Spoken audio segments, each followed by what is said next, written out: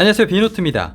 2019년 삼성이 갤럭시 폴드 1을 공개하면서 본격적인 폴더블 폰의 시대를 시작할 때쯤 다른 한편에서 비슷한 시작을 한 업체가 있었죠. 바로 화웨이사가 바깥으로 접히는 아웃폴딩 방식의 화웨이 메이트 X를 공개하면서 삼성의 경쟁자임을 자처했습니다. 당시 화웨이 CEO는 삼성의 인폴딩 방식이 훨씬 만들기 쉬운 기술이라고 밝히면서 자사의 방식이 더 고급 기술이라며 도발하기도 했었는데요. 하지만 기술적으로 삼성의 인폴딩 방식이 더 작은 곡률 반경이 필요하기 때문에 더 어려운 기술인 것이 밝혀지기도 했었습니다. 어쨌든 화웨이는 300만 원이 넘는 출고가에도 불구하고 내수 시장을 앞세워서 자신있게 출발했습니다. 하지만 당시 디스플레이 공급사인 BOE사의 수율 문제 때문에 생산 자체에 어려움을 겪기도 했고, 접히는 부분이 깨지거나 부서지고 힌지에서는 잡음이 발생하는 등의 여러 문제를 남기면서 결국 메이트 X는 시장에서 도태됐습니다. 이후 단점을 보완한 메이트 XS를 출시했지만 불량 문제는 끊이질 않았고, 결국 화웨이 CEO 리차드 유는 중국 언론사와의 인터뷰에서 메이트 XS가 출시된 후 한 달 만에 약 6천에서 7천만 달러의 손해를 입었다는 말을 전하기도 했습니다. 화웨이는 아웃폴딩 방식의 기술적 한계에 부딪힌 것인지 이제는 갤럭시 폴드의 인폴딩 방식을 그대로 따라하기 시작했습니다. 2021년 2월 인폴딩 방식의 메이트 X2라는 모델을 공개했는데요. 외관과 세세한 노하우까지 갤럭시 폴드를 닮아 있는 모습입니다. 이런 시선을 의식한 듯 공개 행사에서는 갤럭시 폴드와의 비교도 서슴지 않았었는데요. 하지만 무리하게 내부 스크린에 접는 반경을 줄인 탓일까요?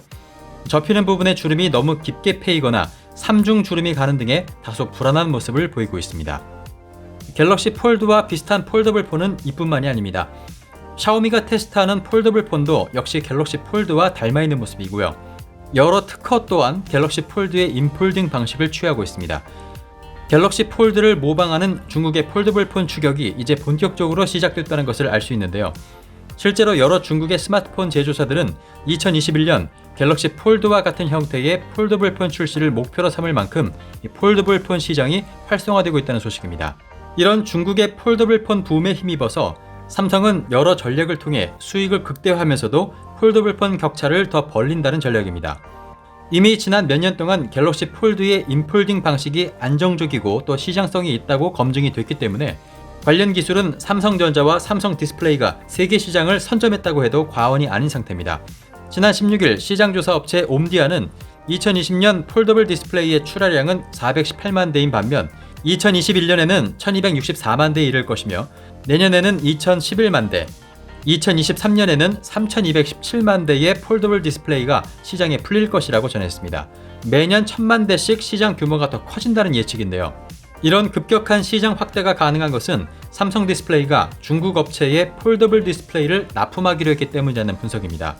현재 안정적인 폴더블 디스플레이를 공급할 수 있는 업체는 삼성이 유일한 상태입니다. 올해 3분기부터 중국 업체 오포사와 비보사, 또 샤오미사의 폴더블 디스플레이를 납품하기로 한 삼성은 중국 내수 시장에서의 폴더블 폰 대중화는 곧 삼성 디스플레이의 수익으로 이어질 것으로 기대하고 있습니다.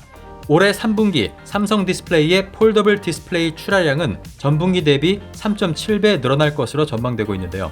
업계에서는 당분간 폴더블 디스플레이 출하량이 계속 늘어날 것으로 예상하고 있습니다.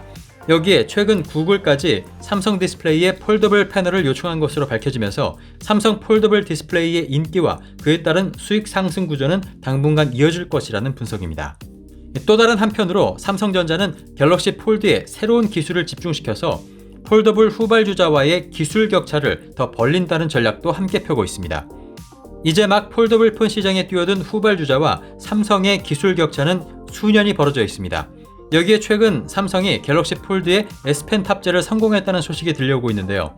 갤럭시 노트가 탄생한 지 10년이 지났지만 아직도 시장에서 펜을 탑재한 스마트폰은 갤럭시 노트가 유일할 정도로 삼성의 S펜 기술은 독보적입니다. 갤럭시 Z 폴드에 S펜이 탑재된다는 소식은 폴더블 후발주자들과의 기술 격차를 더 많이 벌렸다는 이야기가 되겠죠. 당분간 펜이 탑재된 폴더블 폰은 갤럭시 폴드가 유일할 가능성이 매우 높습니다. 다만 갤럭시 폴드에 탑재되는 S펜이 그동안의 방식인 EMR 방식이 아니라 AES 방식이 될 것이란 소식인데요. 쉽게 얘기해서 애플 펜슬처럼 충전이 필요한 크기가 다소 커진 S펜이 될 것이란 소식입니다. 또한 패널 밑으로 카메라를 숨기는 삼성의 언더 패널 카메라 기술 UPC도 폴드3에 적용될 가능성이 높다고 알려져 있습니다. S펜과 UPC 이 두 기술이 모두 이번 폴드에 적용된다면 앞으로 예상되는 폴더블 기기의 붐 속에서도 갤럭시 폴드는 당분간 독보적인 존재를 유지할 수 있을 전망입니다. 네, 오늘 살펴본 폴더블 후발 주자들의 근황과 갤럭시 폴드의 또 초격차 전략 어떻게 보셨나요?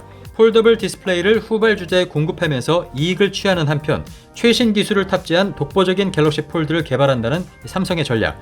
삼성 폴드의 독주와 성공이 앞으로 어떻게 이어져 나갈 것인지 계속 지켜봐야겠습니다. 네, 그럼 저는 다음에 다시 찾아올게요. 가산 비너트였습니다.